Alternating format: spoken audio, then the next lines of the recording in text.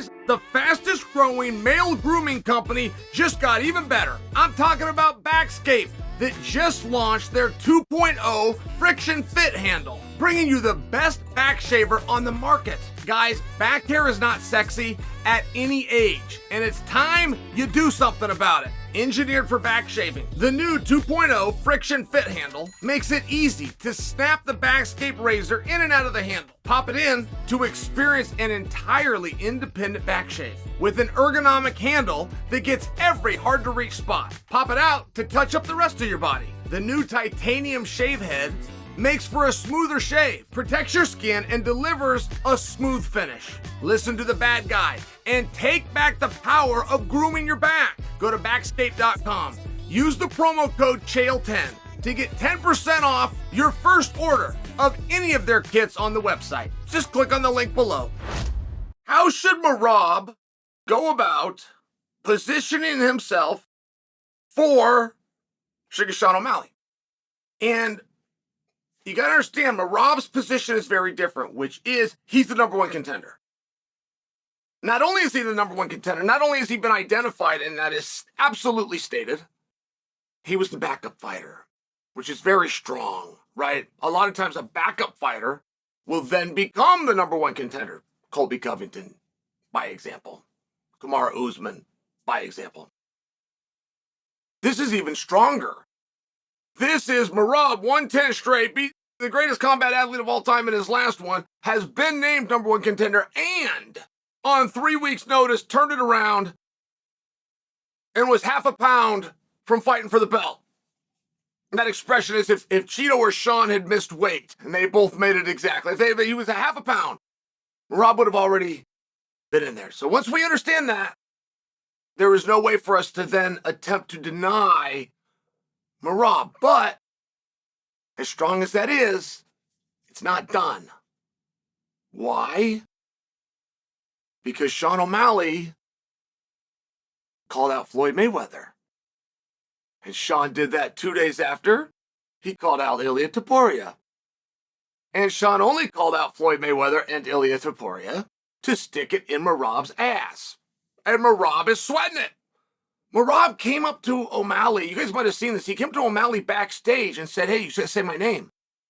And he wasn't trying to start anything with him. He was actually congratulating him on look, he said, you got to say my name. And Sean didn't quite know what that meant.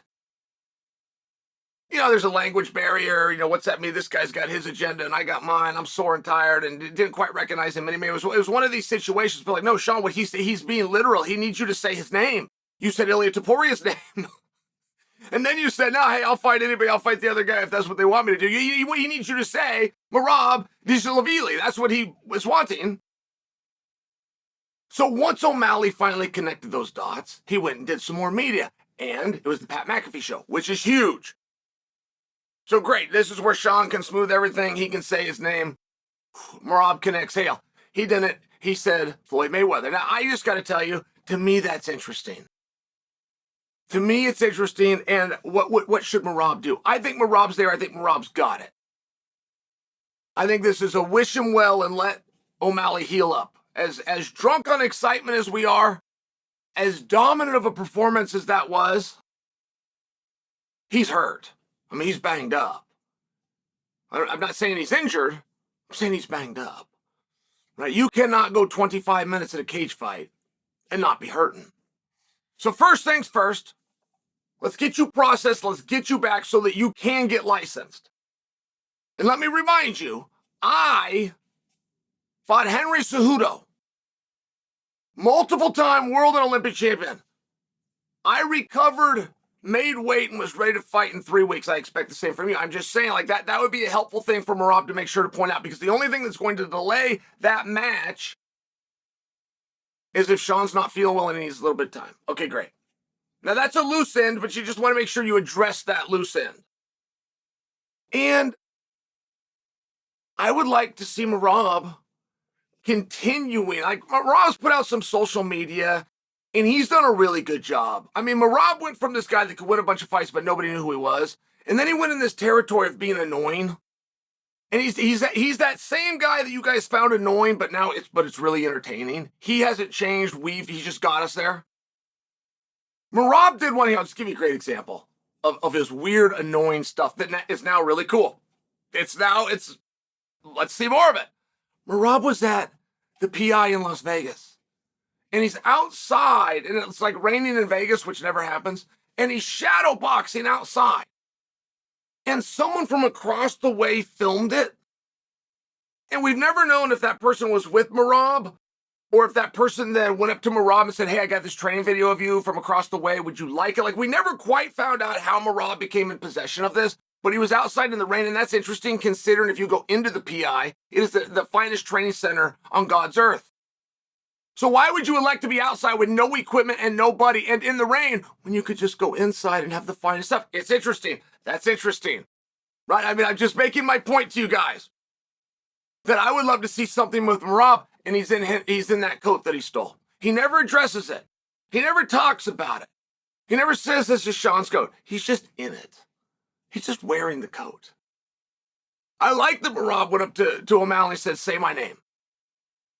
Because he's right. That's the only thing he needs. He just needs a commitment from Sean. And I feel like Merab has done everything right, including not fighting Aljo, including letting it be known that he's not going to fight Aljo. As much as he might have got punished for that, and he did. You can't go kick him now, right? You can't kick a dog for something he did last week. He already got punished. Punishment was he getting rejected, getting turned away, getting other fights. Those fights not being named number one contenders fights. Like, he got punished, but now that he's come out the other side, and he's maintained his relationship and training situation with Aljo, I believe Aljo to be one win away from a title fight.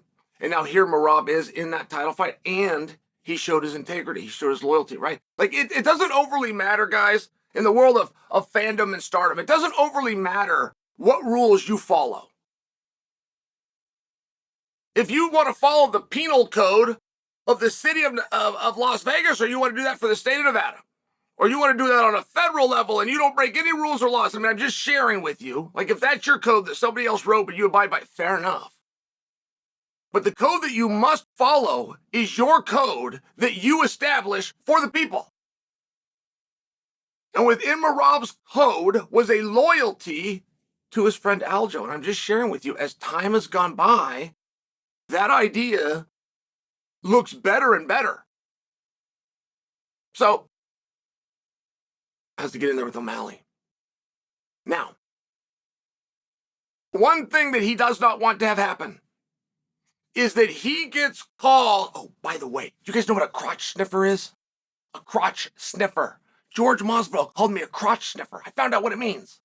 Crotch sniffer is if you take somebody down and you just hold them there. Like, in theory, like your face is by their crotch. You're just down there holding them down. He doesn't want to get called a crotch sniffer. And there is nobody that is a better MMA wrestler than Merab. I don't think Merab has anything to apologize for. He's number one. He's number one not just in our opinions. He's number one by the math. More takedowns, more takedown efforts. He took down Henry Cejudo. Merab is the best MMA wrestler, and I'm just sharing that he didn't need to say sorry to anybody, not when you're the best. Okay. He doesn't want to get called that. He doesn't want to get labeled as boring. He doesn't want to be known as a crotch sniffer. And quite frankly, if he can make O'Malley believe that he's going to stand up with him, so what Merab is doing. The whole reason I tell you that diatribe, one, to teach you what a crotch sniffer is. Apparently that's a vernacular they use out on the East Coast. Moreover, is he's trying to paint a picture that it's going to be a stand-up fight because he's telling O'Malley, I'm going to knock you out. He's telling everybody he's going to knock O'Malley out. I went and looked up Merab's record because I don't remember him knocking anybody out. There is actually one listed. There is actually a knockout list. I don't remember seeing that. Now, he's got TKOs all over the place. But that was from ground and pound. He's got submissions. He's got decisions. I'm just sharing for you. Like, it's a very weird thing to say, I'm going to knock you out. I'm just explaining to you guys why he's doing that. He doesn't want anybody to not give him the fight because they say it's boring. And he somewhere in his own mind has decided if it's a stand-up fight where there's a knockout, it's not boring. And that is a belief within our community. Within our community, if you are standing up, you therefore had a great fight. And it also means that you never saw Derek Lewis fight Francis Ngannou. That's what it means. So, I don't want Merab to apologize. I like the story. It goes back to 1993, striker versus grappler. You're going to have a really hard time getting in on Sean O'Malley, but either way, if you can, God bless you. I like the fight just the way it is. I don't think they need to do anything. If we wanted to be real critical, what does he need? Well, he needs Sean to say his name.